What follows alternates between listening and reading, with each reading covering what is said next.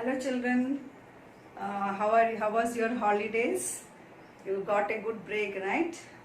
I think you have done all your holiday homeworks, yes? And even you remember what you have learnt earlier in your 9th class syllabus. That is the first lesson in chemistry. What you learnt was atoms and molecules, right? So previously we taught you about atoms. Then we taught two laws, that is law of conservation of mass and law of constant proportion. Then we taught you about the symbols, then how to write a molecular formula, then how to count the number of moles, molecules, etc. That first lesson completely was dealt in that way. Hope you have revised it, learnt. Now the next lesson what I am going to take is atomic structure. It is a continuation of the previous lesson. That is the name itself. First lesson was atoms and molecule. Now it is atomic structure. Means we should have a clarity on what you mean by atom. So just recap of the previous lesson, that is about atom. Hope you remember who was the scientist who put forward the atomic theory. It is, yes, he is John Dalton, and his famous Dalton's atomic theory, which was proposed in the year 1808, right? So what was just a recapitulation of all the points. The first point what he was saying was atom is the smallest particle in any matter. If you take any matter, let be chalk piece is a matter, water is a matter, air is a matter. So any matter which is, what do you mean by matter? Matter is anything that occupies space. That occupies space and has certain mass. Suppose you take this chalk piece, it occupies certain space.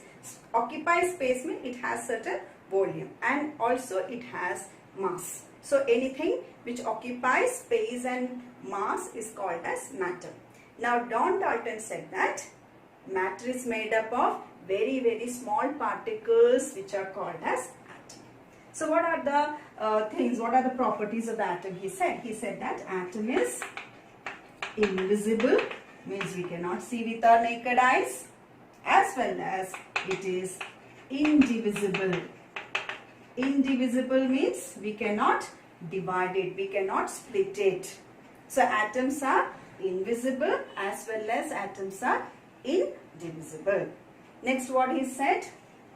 He said atoms of same element. For example, if I take a small piece of a sodium element. Sodium, Na, the symbol of sodium is Na, natrium, from the Latin name. Remember? Now, if I take the sodium chip, it contains millions of atoms. Yes or no? Because it is made of very small particles. Now, millions of atoms are present. Now, if I take two atoms of this is, can you see this atom? And I am taking this atom of sodium. Any two atoms, I am going to compare the properties of the atoms. If I compare the properties of these two atoms in the case of, it can be physical properties like shape, density, volume, all this, or chemical properties like how it reacts with other substances. Okay. What about these two atoms? Will it be similar? Will it behave similarly? Yes. What Dalton said is these two atoms will behave similarly in all respects. All the properties will be similar. Let it be physical properties or chemical properties, it will be same. That means in all the atoms of sodium element will behave similarly. If I take magnesium chain, magnesium symbol what it is? Yes, it is Mg, magnesium. Now if I take, it also contains millions of atoms, right? Yes. Now if I compare two atoms of magnesium, of course it will be same. Now if I take the one atom of sodium and another atom of magnesium and I am comparing the properties, sodium atom properties and magnesium atom properties separately, if I want to compare, what I will see, we can find that the properties of sodium is not similar to the properties of magnesium. It is different. Maybe say it is different size, volume, density, melting point, boiling point, how it behaves with water, how this behaves with oxygen. All this will be different. That means atoms of different elements behave differently, but atoms of same element behave similarly. Got it? This point's already just a recapitulation. I am doing it. Now, third point, what he said is, when atoms combine, what will happen? Can atoms combine, or when atoms combine, what can happen?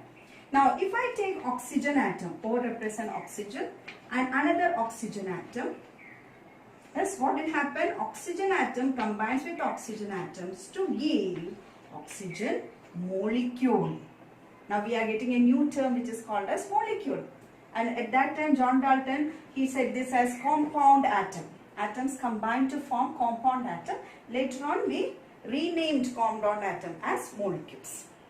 Now, if I take one carbon atom and oxygen atoms, then we get carbon dioxide molecule. So, what is the difference between this and this? Here, we can see two similar atoms are combining to give a molecule. Here, two dissimilar atoms or two different atoms, carbon atom, oxygen atom, then also we get carbon dioxide, which is called as molecule. Normally we say them as compounds also. When two different atoms combine, we say them as compounds. Similar atoms, molecules. Of course, this is also called as molecule as well as compound.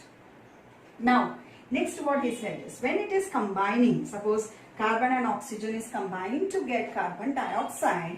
If we take, the ratio of atoms of carbon and oxygen. If I take ratio of carbon and oxygen atoms, carbon nothing is written, means it is 1. So 1:2, ratio I am writing 1:2. Oxygen how many atoms? 2. So 1:2. So what is the ratio of atoms in carbon dioxide? 1:2. And that carbon dioxide ratio, that atom ratio will be always constant. The method can, suppose I take calcium carbonate, it is another substance. When we heat it, we get calcium oxide and carbon dioxide. Here also I am getting carbon dioxide. I can get carbon dioxide by making it to react with carbon and oxygen. So production of carbon dioxide can be in different ways. But the ratio of carbon and oxygen in carbon dioxide is always constant, and that will be always 1:2. Let it be carbon dioxide in Pragati Nagar or carbon dioxide in London or US, wherever the carbon dioxide, that ratio of atoms will be always constant, always fixed. Fine, children? And one more very important concept what he said was, fourth one I can write, atoms can neither be created nor destroyed. Means we cannot make new atom. I cannot make carbon atom into something else. I cannot make carbon atom into magnesium atom. Carbon atom will be all originally carbon atom and it cannot be changed. We cannot destroy carbon atom and we cannot create any atom. So atoms can neither be created nor destroyed. So this is according to law of conservation of mass also. Okay, atoms can neither be created nor destroyed. So like that we have learnt about Dalton's atomic theory.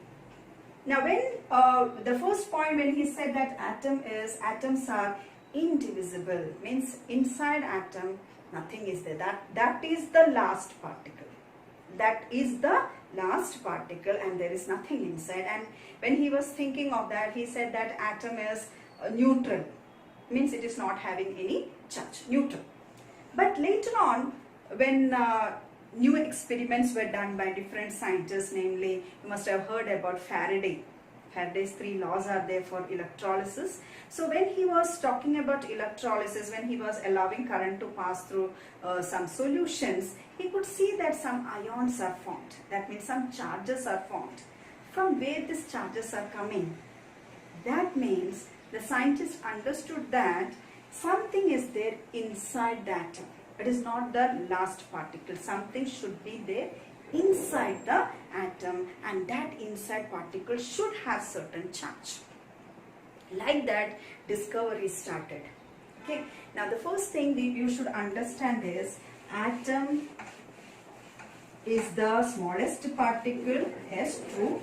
But there are some particles inside the atom, and they are called as subatomic particles. So what are subatomic particles? Subatomic particles means particles that are present inside the atom.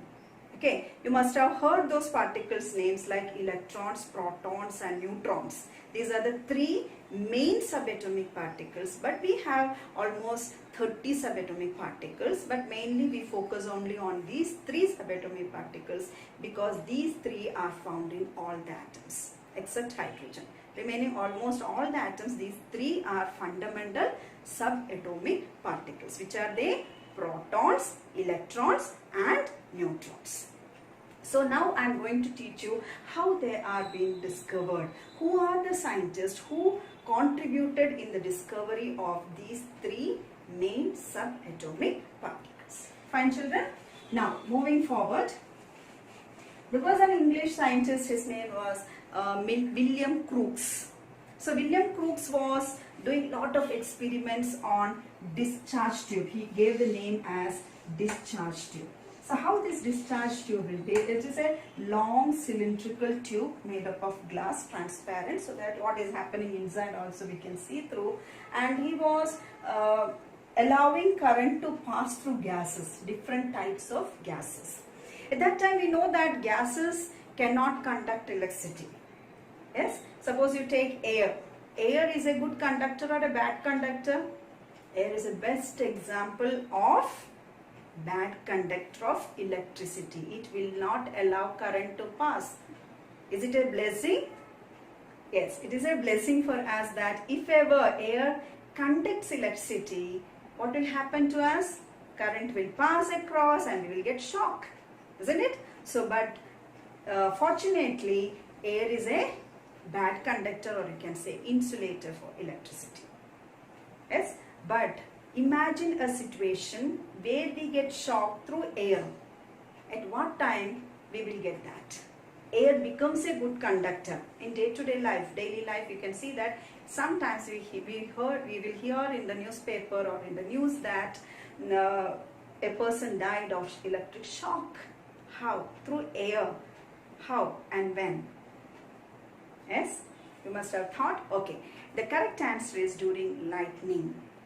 Lightning time. You know that heavy rains or thunder or lightning time, light comes first and then thunder, because light can travel faster than sound. Okay, so first we will get the lightning, then followed by thunder. Now, lightning, what do you mean by lightning? Lightning is what will happen in the sky is the clouds which is full of water vapor content. When they come closer, collide, at that time there will be a transfer of charges. Hope you have learnt in physics all this transfer of charges, and this charges, when it is flowing, that is called as current. Flow of electrons is called as current. Okay. Now, at this time, when these clouds are colliding with each other, large, high amount of voltage is produced. High voltage is produced, and during the storm, wind or rainy time, storm wind will flow. At that time, the pressure decreases. So two conditions are happening during lightning. One is pressure becomes low and voltage become high. At that time, the same air which is a bad conductor becomes a good conductor. Imagine. So gases can be made into a good conductor. Normally gases are bad conductor. You have to remember, any gas is a bad conductor. But the same gas can be made into good conductor with two conditions. One is high voltage and second one is low pressure. Remember, high voltage, low pressure.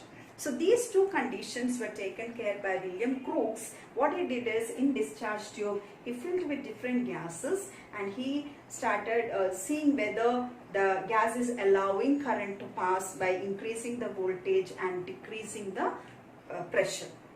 So followed with William Crookes, the main experiment was done by the scientist named, this scientist is a main contributor for this discovery, that is J.J. Thomson. In 1897, in the 90s he started it, and 1897 he made this, he used this discharge tube to know about atoms.